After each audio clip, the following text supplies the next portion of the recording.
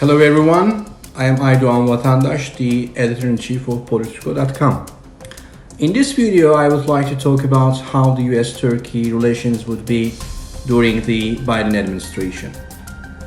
Well, it seems that the incoming Biden administration's foreign policy priorities and worldview has already started to affect the domestic political circumstances in Turkey. It is not a secret that Erdogan and Biden has a history, and it dates back to 2011, where President Obama and Erdogan shared different views in Syria. President Obama and Mr. Joe Biden criticized Erdogan for supporting radical instruments in Syria, including ISIS, and that's why, for example, Obama administration hesitated to militarily attack the Assad regime at that time because they realized that radicals would most likely replace the Assad regime. And then back in 2014, a diplomatic crisis emerged between the two countries after Biden dropped a bombshell during an interview with the New York Times. And Biden called Erdogan an autocrat and said he would support the opposition's efforts to defeat him. Biden also implied that Turkey had helped the rise of ISIS by letting foreign fighters cross the border into Syria, and he ultimately had to offer Erdogan an official apology. And Biden's 2014 remarks recently went viral in Turkey, leading Erdogan to criticize him again. Obama administration also warned Erdogan not to evade sanctions against Iran.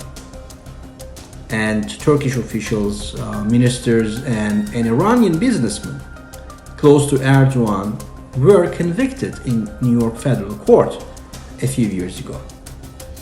But Erdogan successfully prevented the implementation of sanctions against Turkey over business dealings with Iran and its purchase of a Russian S-400 missile defense system.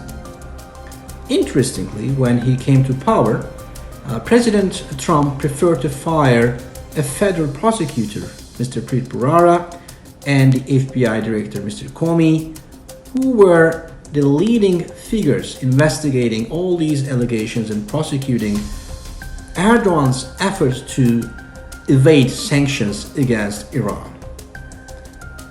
Yesterday, President Trump pardoned his national security advisor, General Mike Flynn, who received some $600,000 from Turkey for his illegal lobbying activities on behalf of Turkey.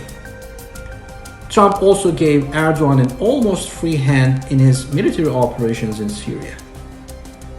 Erdogan and his organizations in the United States openly campaigned for President Trump among Muslim communities during the recent elections. But after Trump leaves the office, will Erdogan benefit from this shield?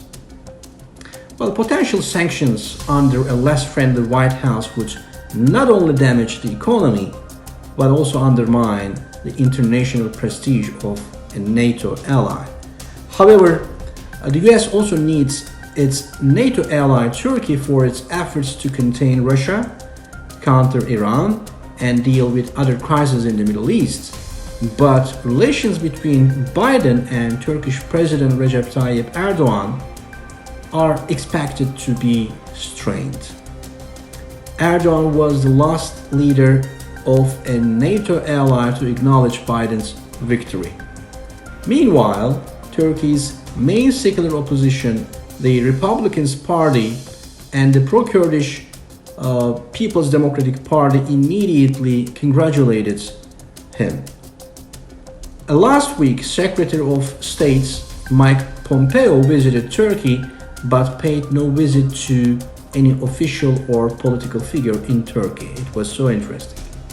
Now, Erdogan announced an upcoming wave of democratic reforms without revealing any details. He sent warm messages to both the United States and European Union, saying that Turkey's place is nowhere other than in Europe and that he wants to cooperate more closely with the United States.